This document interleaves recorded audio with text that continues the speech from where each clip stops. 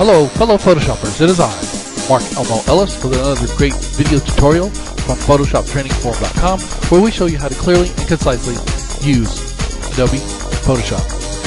This time around, we are going to do some really fun stuff. We're going to actually play around with some filters and learn how to do some things that are really neat.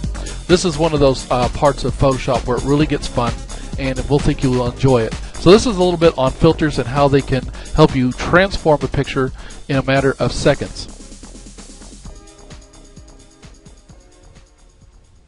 The first thing we're going to do is we're going to add a new layer up here in the layers palette to our image.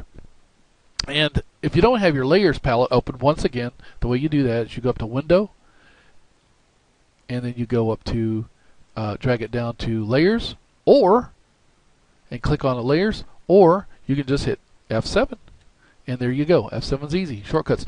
The more you learn the shortcuts, the better off you're going to be.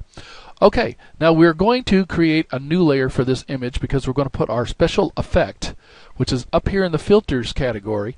We're going to make a special effect for this image, and this is how we're going to do it. First, we're going to add a new layer, and there's a couple of ways of doing it. First of all, you can go up here and click on New Layer. You can do it that way. Oh, by the way, click on Background. That's where we want to start at, okay? So we're going to activate our background, but you can go up here and click on New Layer, right? And that will create a new layer there. Or you could click this button right here, and it says Create a New Layer. Click on that. All right, so we've created our new layer. Now what we want to do is, to this image, we're going to put some clouds in the background. And this is very easy to do. It's just a couple steps and you've got your clouds on there. So here we go. First thing you're going to do is you're going to go over to your swatches here, and you're going to click on this is the foreground color, this is the background color, right? So this is everything that will appear in the foreground. This is everything that's going to appear in the background. We are concerned with what's going to go on in the foreground. Oh, by the way, you want this to remain white. If it's not white, switch it. You hit this button, it switches between the two like that, right? Double click on it, go up here and select here in the very top corner, or hit straight F. Straight F is white, totally white. F, F, F, F, F, F. You've got to have 6 letters or numbers or a combination thereof in there. And when you have 6 Fs, that means you're totally white on that image. Okay, so we have that. We want that to be in the background, so switch it again. Now we're going to select a blue color. So we're going to go over here again, and you can move up and down this little slider bar here, and we're going to pick kind of a bluish color for clouds and sky. Click on that. Okay, now very easy.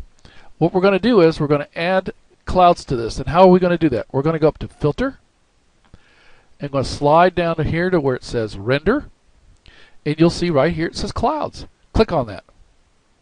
And look at that. Is that not the coolest thing? I remember one time I was teaching kids in a classroom about filters, and this one kid was just laughing and laughing because he was having so much fun with his own face that he had put on Photoshop, and he was just changing it with these filters, and he was laughing and carrying on. I mean, it is one of the funnest part of Photoshop. Okay, and that's not the only filter you can use. Let's step backwards for a second. So let's go to Edit, Step Backward, and I want to show you a little trick here too. Click Filter, and the last filter you use will always be up here at the very top. So if you wanted to do that again, you could. But let's go on down here to where it says Render again. And this time we're going to do Fibers. And there's a reason I'm showing this, because this will open up another window.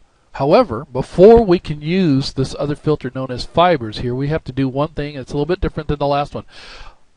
You're still selected on Layer 2.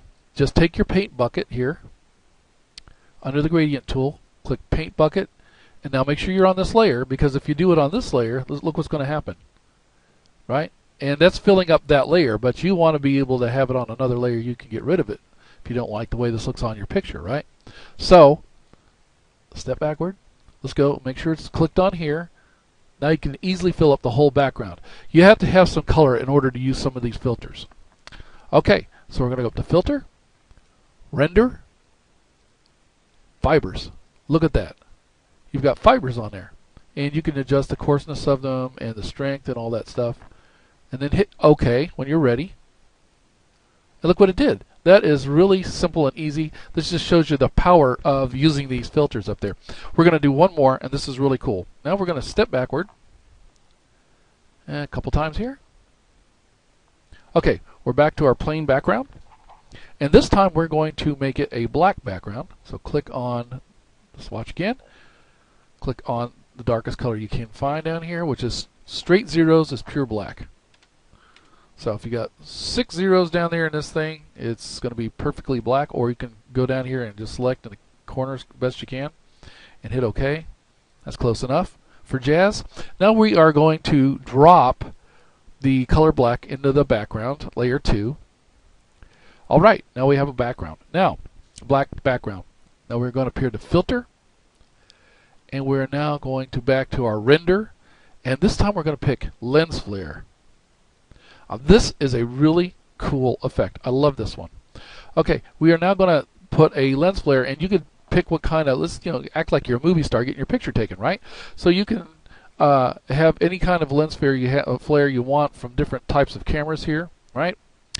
And let's just pick the 35mm prime, and you can move it around where you want it to be at on here. So we're going to put it over my left shoulder or your right shoulder as you're looking at it, and we are going to slide the brightness meter around a little bit so you can see what it can do. Let's put it right about there. Hit OK. Look at that. Is that not cool? It puts a really cool effect on there, a nice lens flare. Now, you can play around with this somewhat. This time we're just going to undo what we just did. So step backward. We want to keep our black background on here. And then we're going to put the lens flare on this layer right here, on the first layer. We're going to put it on my picture layer here, okay? Instead of the layer that's back here, we're going to put it up here. All right. Now watch this, because I want the reflection to be bouncing off of my glasses. So this is what I'm going to do. We'll go up here to Filter, Render, Lens Flare, and then I'm going to pick the 50 to 300mm zoom. I'm going to pull it down here. I want it to be kind of bouncing off my glasses, and then I'm going to make it very small because it's supposed to be just a small reflection. I'm going to hit OK. Is that not the coolest thing? Look at that. I got a reflection on my glasses where I didn't before. And this is just showing you the power of the filter system with Photoshop and how all these things work. You can spend hours messing around with these. They're a lot of fun. Go in there and just experiment with some pictures that you have and test it to its limit.